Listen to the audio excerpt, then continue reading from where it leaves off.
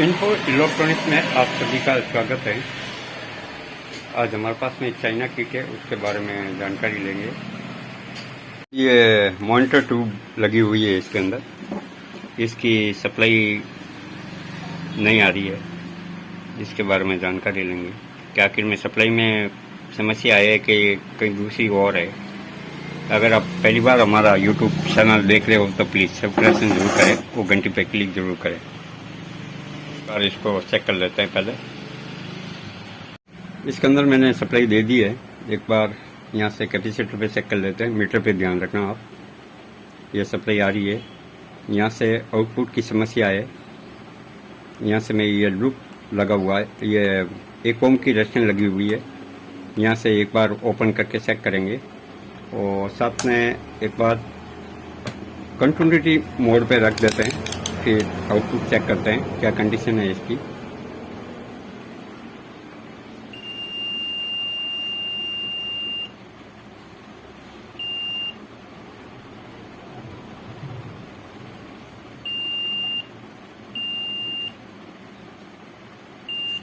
यहाँ पे प्रॉब्लम बनी हुई है।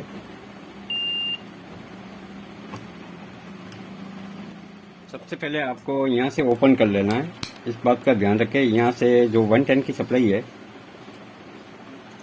आपकी पावर सप्लाई सही है कि नहीं है, इसको कंफर्म करने के लिए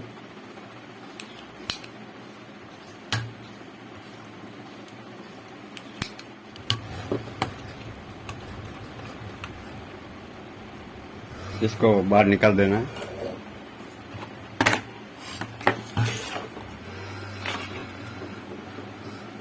ये रजिस्टर यहाँ पे लगी हुई है।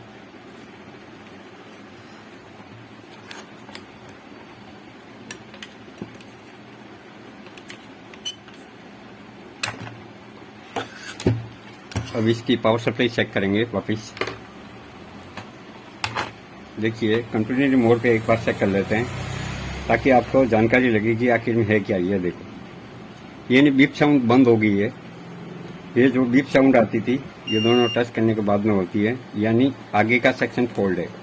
आपको मैं एक बार पावर सप्लाई चेक करवा देता हूँ, पावर सप्लाई चालू हुई कि नहीं हुई है। पावर मैंने ऑन कर दिया है। यहाँ से वापस आपको 200 वोल्ट डीसी पे रख देना है मीटर को। देखना आपकी ये सप्लाई का क्या कंडीशन है। ये सप्लाई कंप्लीट है। अब मीटर पे देखिए, ये हमारी सप्लाई कंप्लीट है, सप्लाई के अंदर कोई फॉल्ट नहीं है, यानी ये समस्या है यहाँ पे है। ये ओरिजेंटल विभाग के अंदर है, ओरिजेंटल के अंदर ये प्रॉब्लम हुई है, यानी ये इसको बाहर निकालना है आपको। 1803 लगा होगा इसके अंदर, कौन सा नंबर है, लमसम में सबके अंदर 1803 ही आता है। अगर पुराने टेक्नीशियन है उनको सब पता है, पहला बीओ लगता था। ये रनिंग के अंदर होता था बीओ, सभी के अंदर हम लोग यूज करते थे।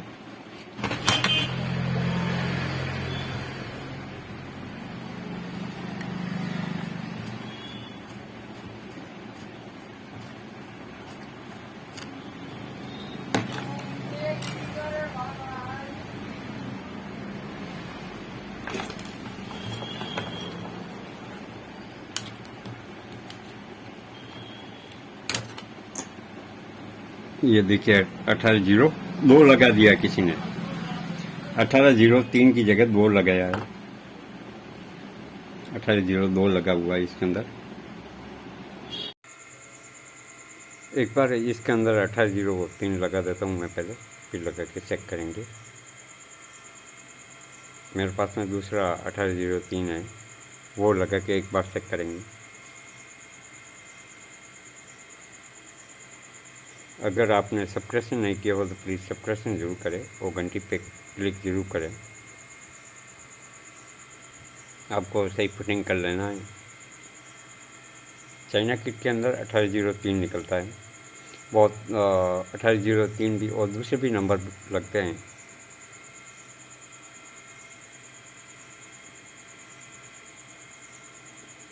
एक बार इसको सोल्डिंग कर लेते हैं पूरे, फिर इसकी चेक करेंगे क्या है क्या नहीं प्रॉब्लम। वीडियो लंबा हो जाएगा, इसके लिए बहुत सारा वीडियो काट दिया था मैंने। आपको मैं बता दूं कि यहाँ पे एस आउट लगाने के बाद में जो 180 वॉट का ये सप्लाई निकलती है तो वीडियो के लिए, तो CRT बेस के लिए जो 180 वॉट जाता है वहाँ पर डायोड ख़राब था। डायोड की वजह से ही एस आउट ये की प्रॉब्लम हुई है। डायोड ऐसे मीटर से चेक करते हो तो सही दिखा रहा था, लेकिन वो गर्म हो रहा था, उसको निकाल के मैं दूसरा लगा दिया। ये ऐसा डायोड है, 207 लगा हुआ था। इसकी जगह मैंने पहले कैपेसिटर को भी चेंज करके देखा, लेकिन इसके अंदर भी कोई प्रॉब्लम नहीं थी। फिर डायोड चेक करके फिर इसको कंप्लीट किया। एक बार वापस सही तरीके से फिट कर लेता हूँ मैं। सप्लाई ऑन हो गई है।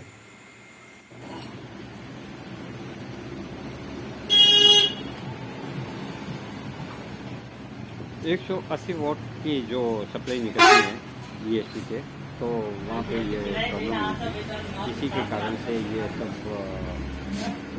प्रॉब्लम हुई है। जिसमें ऐसा हो गया साथ में ये पावर सप्लाई ऐसा उसके कारण से पावर सप्लाई भी ड्रॉप हो रही थी। यानी पावर सप्लाई 1-2 वोल्ट आस तक इस तरह बढ़ा रहा था, तो इसके कारण से ये बहुत सारी समस्या पैदा की। मैंने इसका कैपेसिटर भी चेंज करके देखा तो भी वोल्टेज ड्रॉप आ रहे थे। उसके बाद में ये हीट हो रहा था। डायोड 207 था। ये कैपेसिटर भी मैंने चेंज करके देखा था।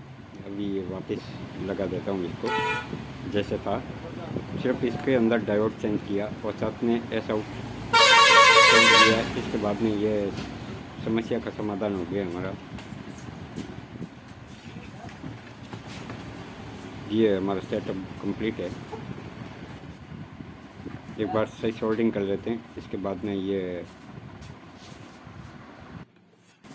एस आउट पहले मैंने निकाल दिया था, कारण कि उसको एक बार लगाया था मैंने, वापस से इसको बाहर निकालना पड़ा। ये 180 वोल्ट की ये ड्रॉपिंग के कारण से कि कहीं GST के अंदर प्रॉब्लम है, आखिरकार में था कहाँ प्रॉब्लम, इसके सॉल्व आउट करने के लिए ये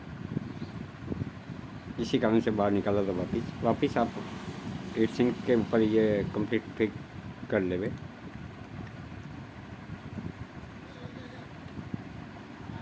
एक बार सही तरीके से ये ट्रांसफर फिट कर लेवे, फिर उसके बाद में सोल्डिंग करके लगा देना है आपको। एक बार ये फिट हो गया है, एक बार इसको रिसोल्ट कर देते हैं वापस। ट्रांसफर किया कि वो 180 की वोल्ट में जो सप्लाई प्रॉब्लम था उसमें, जिसके कारण से वापस बाहर निकाला था। इसके लिए वापस एक बार सेट चालू हो गया तो उसको वापस लगा देता हूँ। आप हमारे साथ बने रहे, वीडियो को पूरा देखें ताकि आपको सही जानकारी लग पाएगी।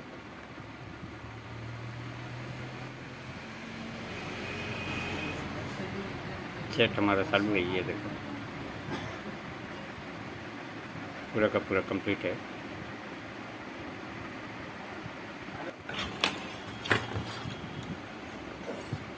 इसकी जो मैं 1 टाइम का ये 110 वोल्ट की सप्लाई पे मैंने 100 वाट का लैंप लगाया था सीरीज़ में, ताकि मेरा कोई डैमेज नहीं होए। मैं हमेशा सीरीज़ में काम करता हूँ, इसके लिए सीरीज लगा के ही काम करूँगा। ऐसे आगे से जो पावर सप्लाई भी सब सीरीज में है, वो आगे यहाँ पे भी 1 टाइम का लैंप लगा देता हूँ बीच में, ताकि कोई प्रॉब्लम नहीं होए। ये कौन की रेशन है जो 1 टाइम पे लगी हुई है, उसको बाहर निकाला था, उसकी जगह पे वापस फिट कर लेता हूँ मैं एक बार।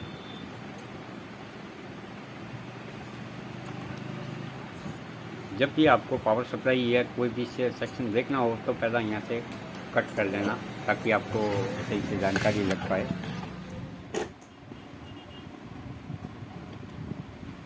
फिटिंग कर लेते पहले। ये जहाँ जितने भी कनेक्शन बाहर निकाले थे आपने, तो ये वापस फिटिंग दे देना है आपको। सही तरीके से फिट करके फिर इसको चालू करेंगे। एक बार किट को सही जगह पे भिड़ा देता हूँ मैं। सभी कनेक्शन को आपको याद रखना है। वीडियो की साइड, वीडियो ऑडियो की ये मैन सभी सही लगा देना है आपको। एक बार टीवी के अंदर ये फिट कर लेता हूँ मैं। चलो ये एक बार चालू करके देख लेते हैं। ये देखो चालू हो गया है, सेट हमारा कंप्लीट है। साउंड भी आ रही है। इतने टाइम आप हमारे साथ बने रहने के लिए आप सभी का धन्यवाद। अगर आपने सब्सक्रिप्शन नहीं किया और प्लीज़ सब्सक्रिप्शन जरूर करें।